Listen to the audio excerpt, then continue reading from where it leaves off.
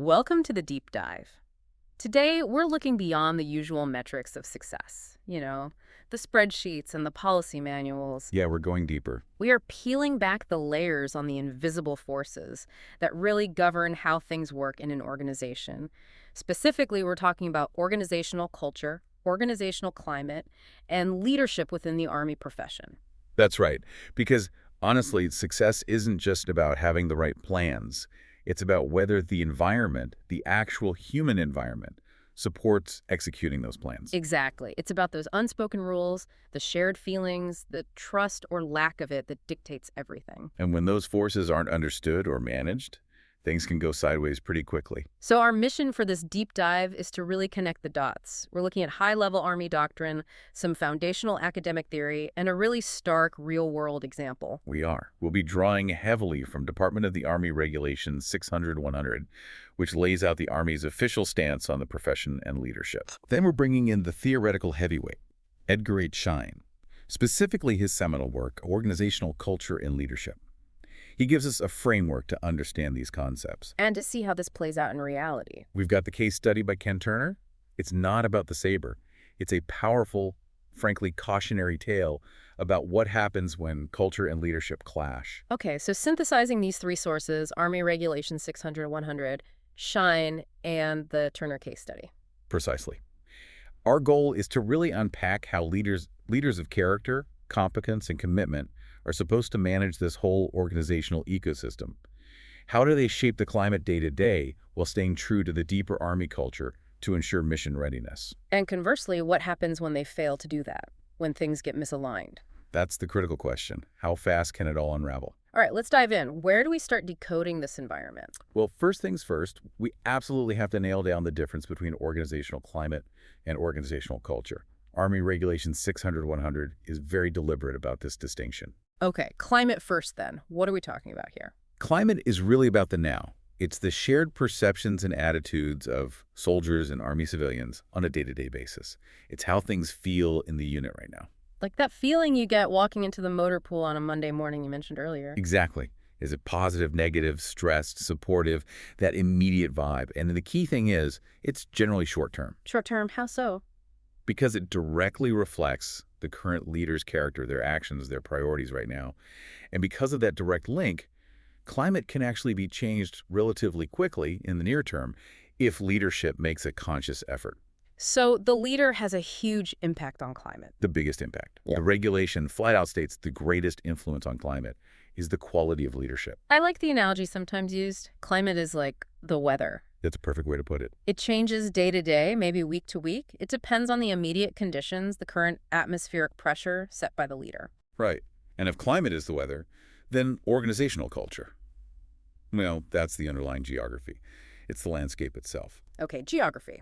Unpack that. So, drawing again from Army Regulation 600-100, culture is defined as that shared set of beliefs, values, norms, and symbols that bind a group together. It's much deeper. Deeper how? It's longer lasting. It evolves very slowly over long periods. It's rooted in these deeply held beliefs, often passed down from one generation of soldiers or leaders to the next. It's the fundamental identity of the group. So climate is the daily weather report, but culture is the mountain range, the tectonic plates underneath. It shapes the kind of weather you can even have. Precisely. You can change today's forecast, but you're not moving the mountains overnight. It makes sense. And to really understand those mountains, that deep structure, you mentioned Schein. Yes, Edgar Schein's model from organizational culture and leadership is incredibly useful here. He breaks down culture into 3 levels, moving from the surface down to the core. Okay, level 1. Level 1 is artifacts. These are the visible, tangible things you can see, hear, or feel in an organization. Like what specifically in an Army context? Uniforms, obviously. The way buildings look, the language people use, slang, jargon. Also, rituals, ceremonies, promotion ceremonies, changes of command, even the stories people tell, the myths about past heroes or events. Okay, the stuff you can easily observe. Right. But here's Schein's crucial point. Artifacts are easy to see, but very difficult to decipher. You see the what, but you don't necessarily understand the why or the meaning behind it. Can you give an example? Schein uses the pyramids. You can see these massive structures, the artifacts, but just looking at them doesn't tell you why the ancient Egyptians built them, what beliefs drove that incredible effort, what they meant within that culture. So, seeing a perfectly synchronized drill team, the artifact is the precision. But does that precision come from deep professional pride or intense fear of punishment? You can't tell just by watching. Exactly. And interestingly, Schein considers the organizational climate itself to be an artifact, a visible product of the deeper levels of culture. Okay, so artifacts are tricky. What's level two? Level 2 is espoused beliefs and values. This is what the organization says it believes. The articulated ideals, the mission statements, the stated goals, the rules, the philosophies. Like the Army values or principles laid out in doctrine? Precisely. It's the official story the organization tells about itself and what it strives for. Quality is job one. People are our greatest asset. We adhere to the Army ethic. What? There's a but, isn't there? Oh, absolutely. Schein warns that these espoused values may or may not actually match the organization's real behavior. They serve a purpose, setting a standard or a moral guideline. But if what's said doesn't match what's done. Then the espoused values become, well, just words on paper, or worse, a source of cynicism. If the organization says it values integrity but promotes the person who cuts ethical corners to get results, people see the disconnect. It doesn't explain the real behavior. Which leads us to the deepest level. Level 3. Basic underlying assumptions. This is the core. These are the unconscious, taken for granted beliefs and values that truly drive behavior, perception, thought, and feeling. Unconscious, taken for granted. Yeah, they're so deeply embedded that people within the culture often don't even realize they hold them. They seem like just the way things are. Reality itself. They're not debatable. If you challenge a basic assumption, you're not just disagreeing, you're seen as crazy or out of touch. Wow. So this is the real engine room of the culture. Absolutely. And Schein makes a fascinating point here. He says these basic assumptions function as a kind of cognitive defense mechanism for the group. Defense mechanism, how? Humans crave stability and meaning. These shared assumptions provide that. They reduce anxiety by making the world predictable within the group. So people will subconsciously filter information, maybe even distort reality or rationalize away things that conflict with these core assumptions just to maintain that stability. So it keeps the group cohesive, but it can also blind them. Precisely. It provides identity and stability, but it can make it incredibly difficult for the group to see itself clearly or adapt when those assumptions are no longer helpful or valid. And this deep, often unconscious level, how does that connect back to the Army profession specifically? It connects directly to the most vital element, trust. Oh, trust. Okay. Army Regulation 600-100 hammers this point home. It explicitly states that the Army ethic, which is that evolving set of laws, values, beliefs guiding professionals, is sustained by the Army culture. And the absolute heart of that culture, the bedrock, is trust. So trust isn't just a nice to have. Not at all.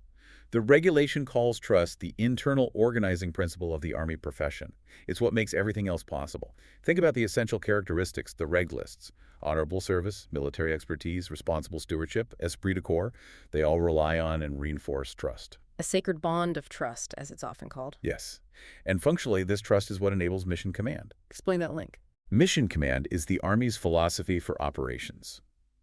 It relies on decentralized execution, empowering subordinates to make decisions and exercise initiative within the commander's intent. Okay. Acting without waiting for explicit orders sometimes. Exactly. But think about it. Subordinates will only take that kind of initiative if they trust their leaders. If they trust they won't be punished for reasonable decisions made in good faith, even if things go wrong.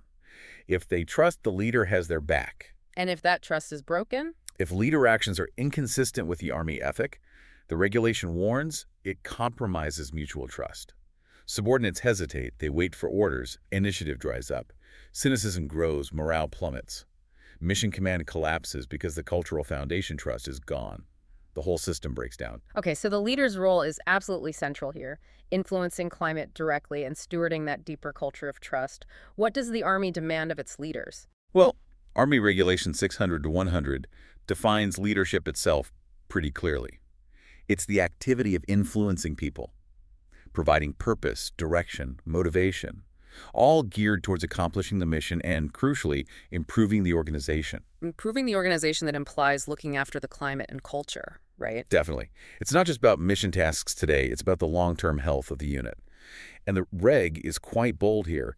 It states that the Army's asymmetric advantage, its unique edge, comes from its leaders. Specifically. Specifically, professional and diverse leaders of character, competence, and commitment. And it emphasizes this isn't just officers. It includes warrant officers, non-commissioned officers, and Army civilians. It's the entire leadership cohort. Okay, character, competence, commitment. How does the Army break that down further? Is there a model? Yes, the leadership requirements model. It's a framework that organizes what leaders need to be, know, and do. Be, know, and do. Let's start with be and know. Those fall under attributes. There are three: character, presence, and intellect. Character seems foundational. How is it defined operationally? Operationally, it's about demonstrated adherence to the Army ethic. It's not just about inner virtue, it's about consistently showing it in your decisions, your actions, how you treat people. It's about living the values. Okay, observable behavior again. What about presence? Presence is about how a leader projects themselves. Military bearing, physical fitness, confidence, resilience. It's about embodying the standard. And intellect. Intellect covers the mental agility needed. Sound judgment, innovation, interpersonal tact, expertise, both domain-specific and broader understanding of the operational environment. It's the thinking part of leadership. So those are the attributes what leaders need to be and know. What about what they need to do? That's covered by the core competencies. There are 10 listed in the regulation, and they focus on the actions leaders take. They're often grouped into categories like leads, develops, and achieves. Can we touch on a few key ones relevant to culture and climate? Absolutely.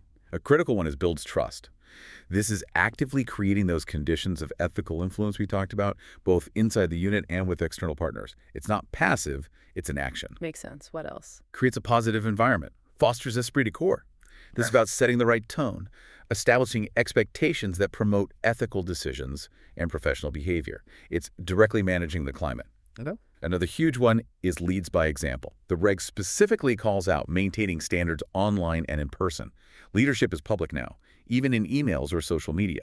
Your actions have to align with the ethic everywhere. That's a really modern, important point. It is. Then there's communicates, understanding the power of words, written and spoken, being clear, articulate, persuasive, essential for conveying purpose and intent. And competencies related to the future of the organization. Yes. Develops others preparing subordinates for future roles.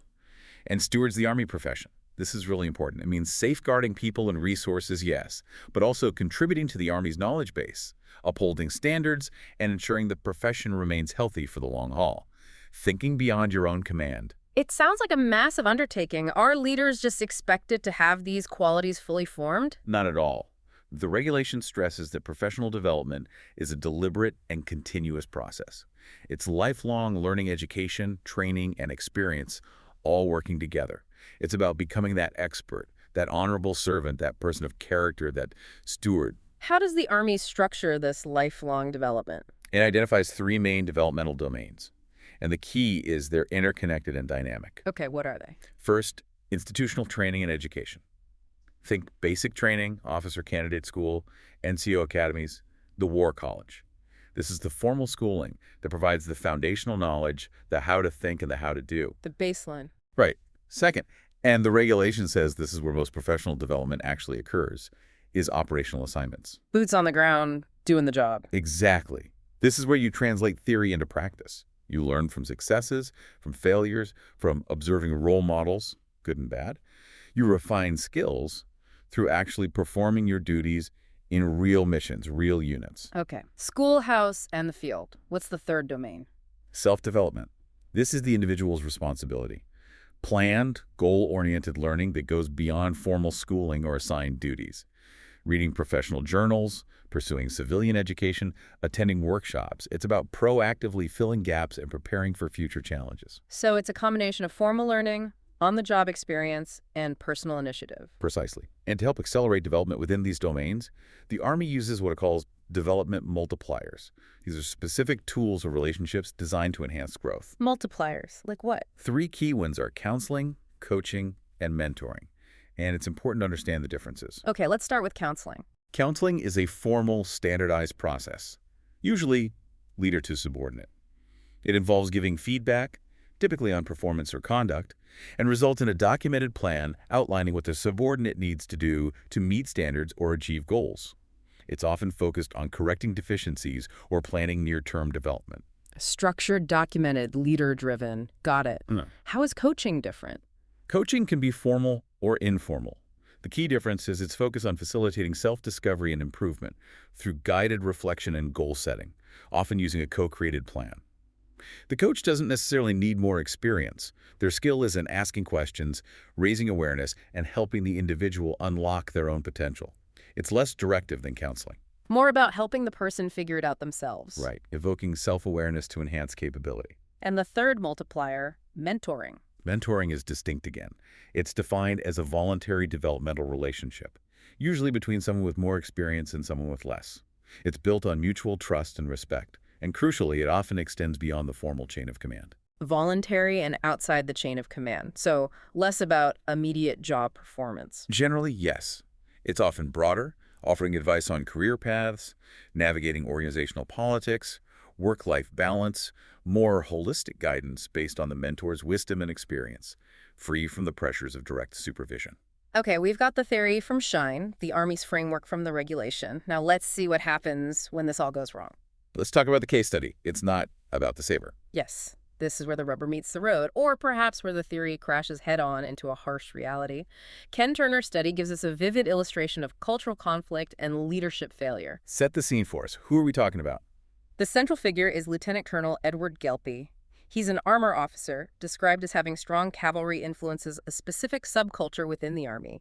He takes command of the 157th Infantry Battalion right before they're due to deploy to Iraq. Okay, new commander, infantry unit, pre-deployment, high stakes, very high stakes. And he walks in and, according to Turner, immediately starts trying to impose his own personal values, his cavalry-centric view of the world, onto this infantry battalion. Was the battalion receptive? What was their situation? That's critical context.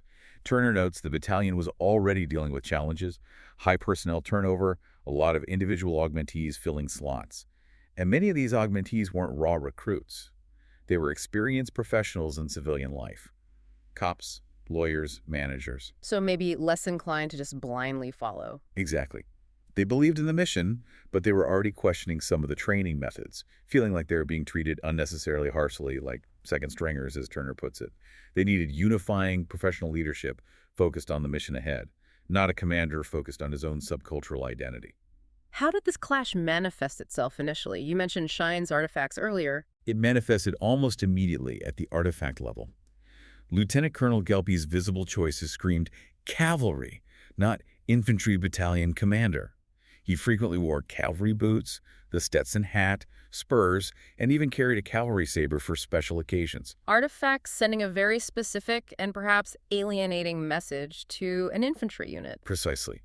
It signaled his primary loyalty might be to his former tribe, not the unit he now commanded.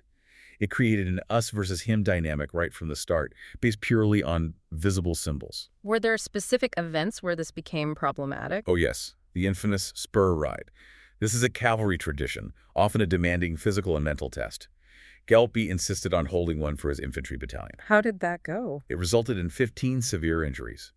Soldiers who were now non-deployable because of a training event that wasn't core to their infantry mission. 15 injuries. And Gelpy's reaction? Turner quotes him as being pleased with the effort. Pleased? That seems disconnected.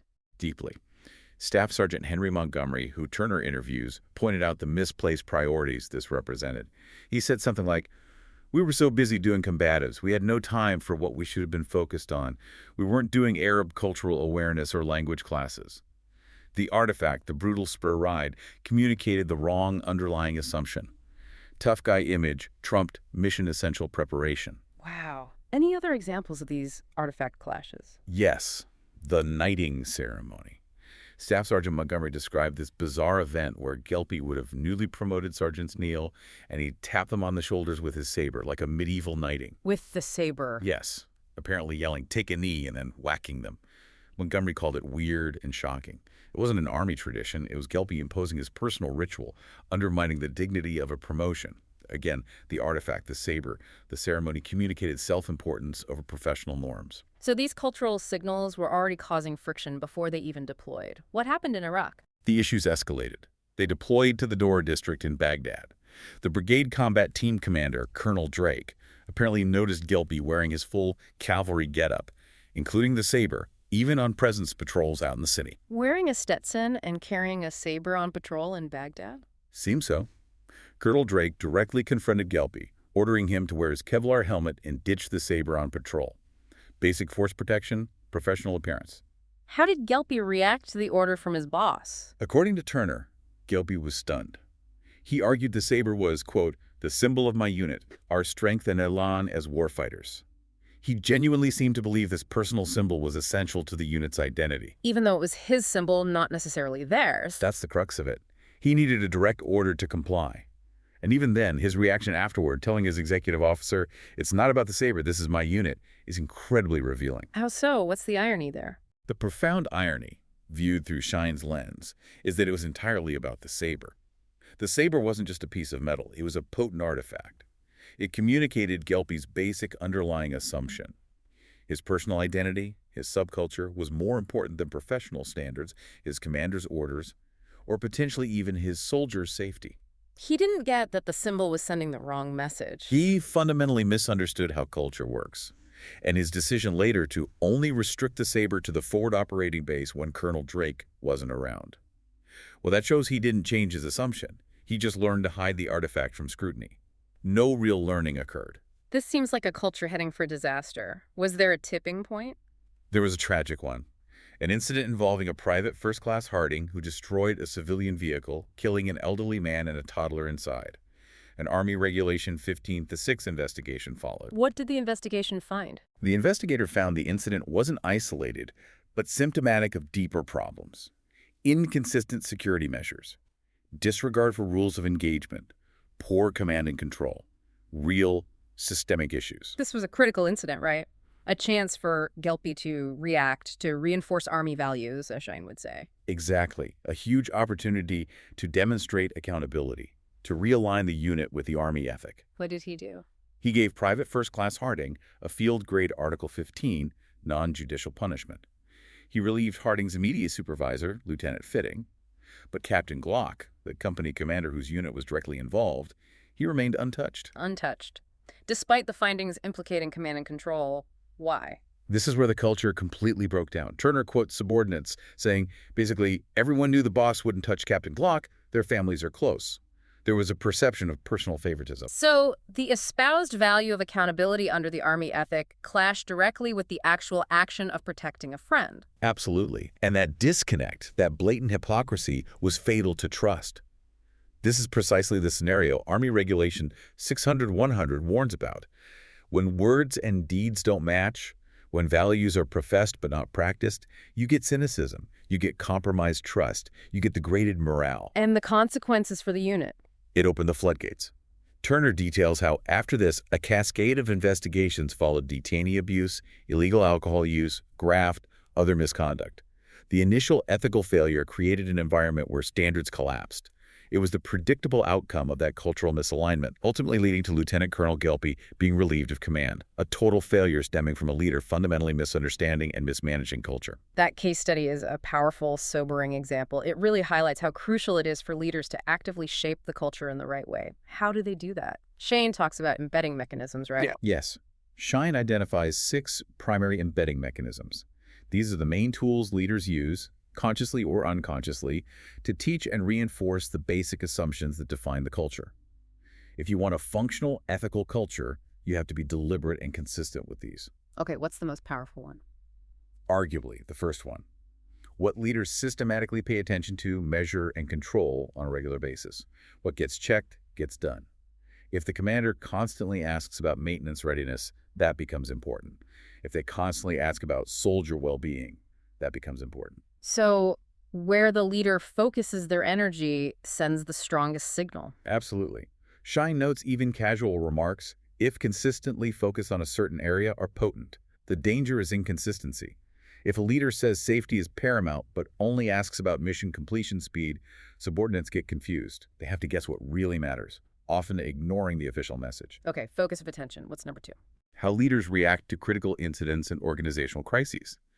Crises are high-emotion events, which means learning is intensified.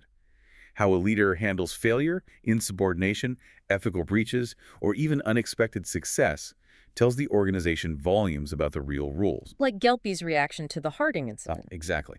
Protecting Captain Glock taught the unit a powerful negative lesson about loyalty versus ethics. That reaction embedded a toxic assumption far more effectively than any policy statement could. Makes sense. Third mechanism. Role modeling, teaching, and coaching. Leaders teach by doing. Their own behavior sets the standard. If they preach professionalism but act erratically, like Gelpi with the saber and knighting ceremony, the behavior modeled, theatrics, self-interest, becomes the learned assumption, regardless of what they say. Deliberate teaching and coaching reinforce the desired assumptions. Okay, number 4. Criteria for the allocation of rewards and status. This is huge. What actually gets rewarded: promotions, positive evaluations, desirable assignments, tells people what the organization truly values, often overriding anything else. So if you say teamwork is key, but only reward individual stats. People will focus on individual stats, and teamwork will suffer.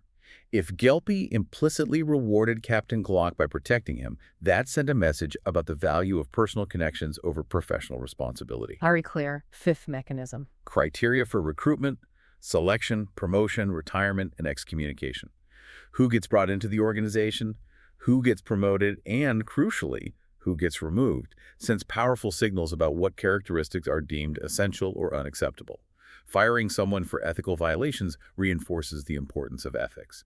Keeping them sends the opposite message. The ultimate personnel actions define the boundaries. They do.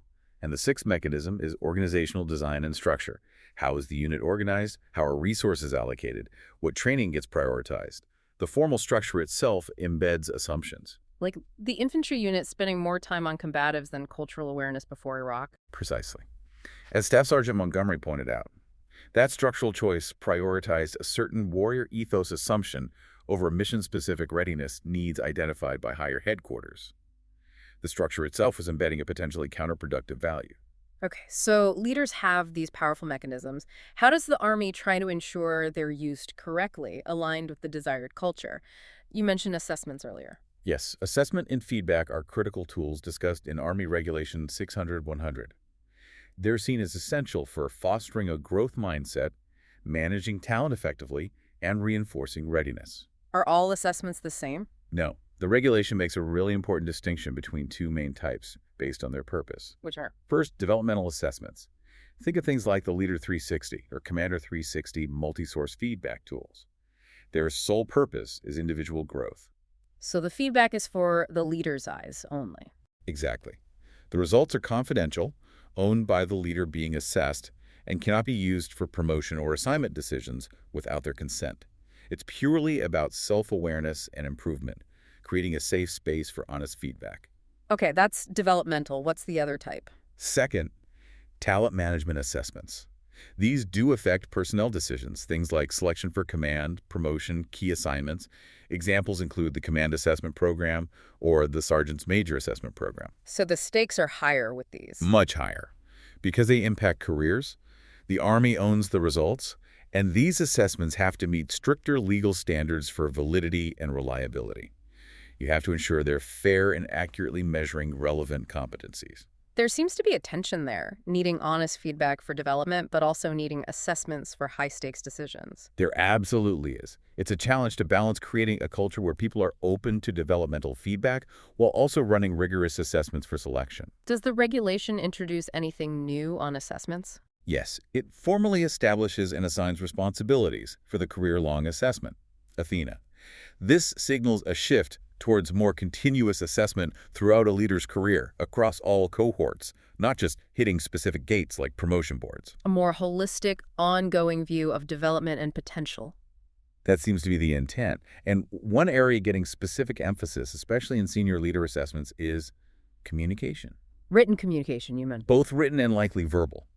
The ability to formulate clear arguments, support them logically, demonstrate strategic thinking, it's seen as absolutely critical for effective leadership, especially at higher levels where conveying complex intent is paramount for mission command. It all comes back to clearly influencing people, which brings us full circle to what happens when influence goes wrong, the dark side of leadership. Exactly. Counterproductive leadership. Army Regulation 600-100 addresses this head-on. How is it defined? Is it just bad leadership? It's defined as recurrent or serious negative leadership behaviors that violate core leader competencies or Army values.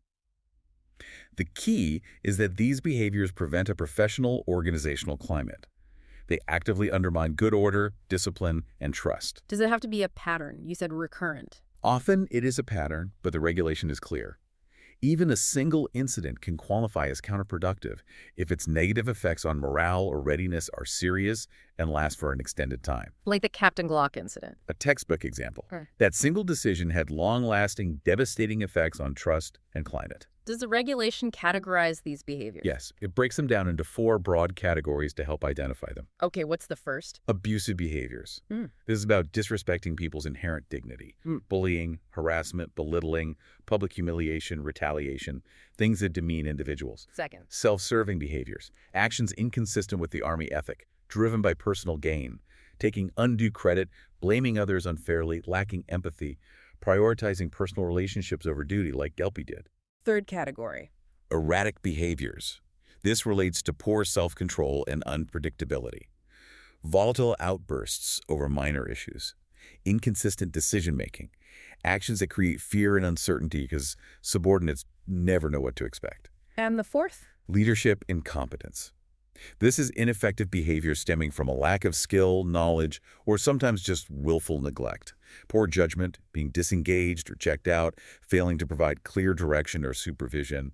The reg notes this can sometimes overlap with arrogance, leaders unaware of their own shortcomings and unwilling to learn. So abusive, self-serving, erratic, and incompetent, that covers a lot of ground. Whose job is it to deal with this? Everyone's, essentially. The regulation states clearly that all leaders are responsible for monitoring for and taking action against counterproductive leadership. But it goes further. How so? It says that all Army members, regardless of rank, who witness these behaviors have a responsibility to act, to prevent, intervene, counter, or mitigate them. It's a collective responsibility to uphold the standards of the profession. #outro. Wow. Okay, so pulling this all together, what we've explored today, looking through the lens of Shine's cultural layers and the Army's own doctrine in Army Regulations 600-100. It really comes down to leadership being the active management of shared assumptions, doesn't it?